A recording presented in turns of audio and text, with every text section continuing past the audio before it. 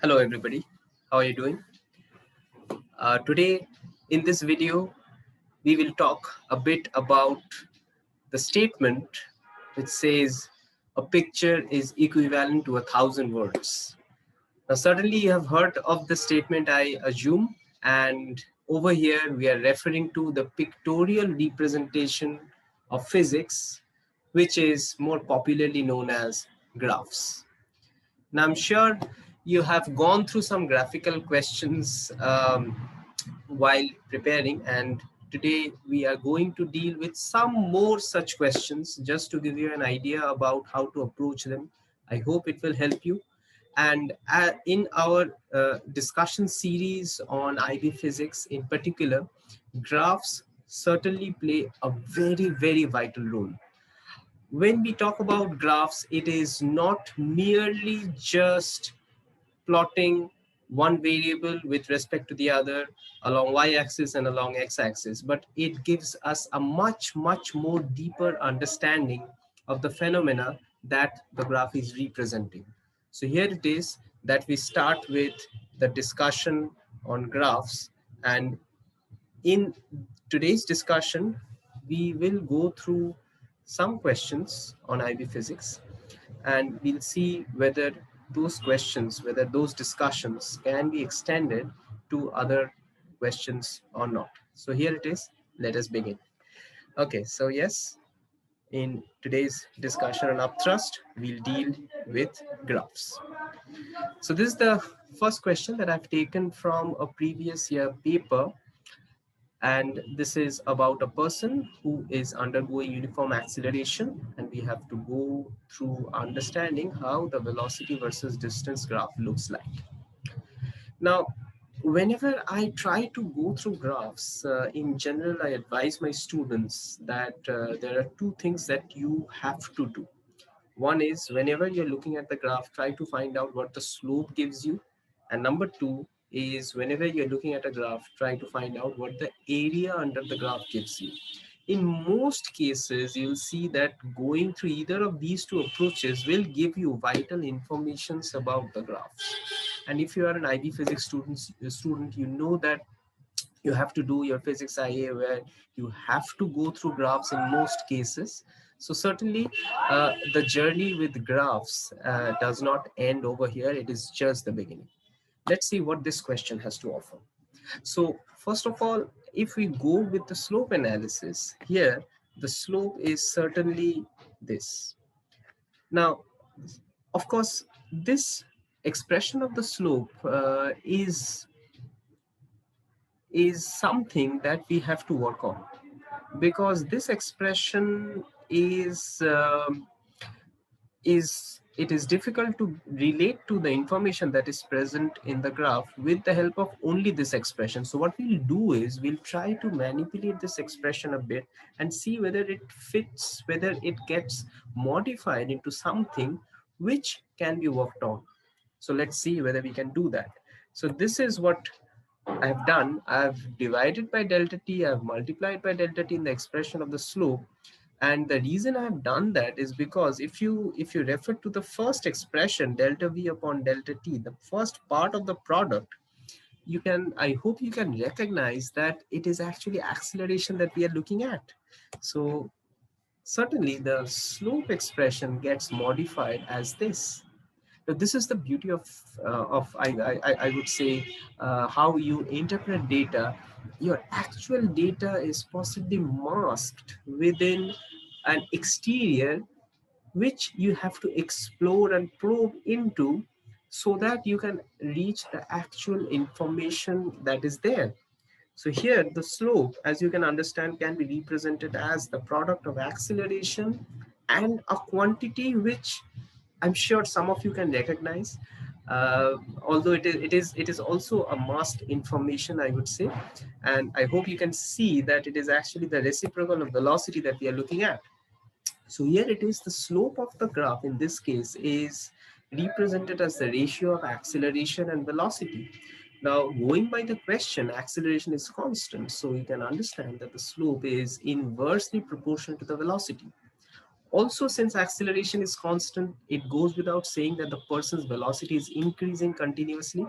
So certainly the slope would register a gradual reduction, which is evident in option A and in no other option. So here it is that you get the answer that for this question, the correct option is option A.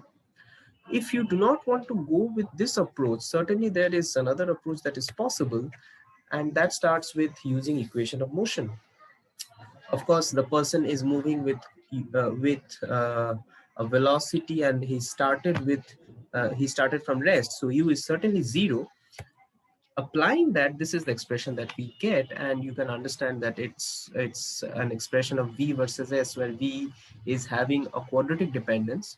So from your knowledge of maths, if you have it, if you have done it before, you know that it's going to be a parabola, which is going to be option A. But if you still want to explore again, you would need a bit of calculus knowledge. So if you do a bit of differentiation, this is what you get, and from there ultimately you'll get this. So yeah, there are different approaches of doing the same problem. In fact, that is I feel I am delighted that I get to talk about this beautiful aspect of physics to my students when I'm teaching them, that there are multiple paths of arriving at the same solution for a particular question, and this is possibly the most beautiful aspect of physics in general, and the most satisfying aspect of teaching physics in general. But yes, this is what we get to understand how to do this question on graph. Moving on, this is just one question. I'll take another one and see how it goes. This is the second question that we have. Again, it's taken from a previous IB paper. And you can see that it is a question on how kinetic energy varies with time for an object which has been thrown up. Now, if something is thrown up, it obviously reaches at the highest point, and from there it begins its downward journey. Till the moment it reaches the topmost point, it definitely encounters a reduction in velocity because gravity is pulling it down. So certainly the kinetic energy as a result of velocity decreasing would show a decrease, which means we are looking at A, B, or D. But here is the catch, that after it reaches the topmost point, from there it reverses its direction of velocity, which means from that point its kinetic energy is going to increase once more. So kinetic energy cannot be negative, hence option A is ruled out. So we are left with option B and D just by applying common sense. Now, if you have to do this question, let's start with equation of motion, the first one. So this is definitely the expression of kinetic energy, and if we start with the first equation of motion, and we have to square velocity because kinetic energy, the expression of kinetic energy has to be obtained. So this is what we get. Now, so kinetic energy, you can understand it's going to depend on t square, which means it's going to be a parabola. So we are certainly looking at option D. But if you look deeper into this expression, I think what you can understand is that there is a particular instant of time where the kinetic energy becomes 0, and that can be obtained from this expression. This is what I was talking of. So this is the time when the object has reached its topmost point, and from there it is just about to begin its downward journey. At that point, the kinetic energy is 0. So I'm sure you must have heard about the saying that what goes around comes around. And truly speaking, I invite you to check whether the time to go, whether the time to go up and the time to come down, whether they are same or not, whether the time taken to go around is actually what is taken to come around, provided of course there's no air resistance, which is the case over here. If that is not the case, however, the situation is quite different, and I've discussed that in one of the other videos, my earlier videos, and you can check it if you like to. So these are the different aspects, or there are different aspects actually of your learning that comes into the picture when you talk about graphs, and this is just a beautiful summarization of the concepts that you get if you go through graphs. So certainly picture is definitely this picture is definitely worth sharing, and I'm sure that there are other such pictures that you're going through where the journey of learning continues. So so far I think this is what we have got.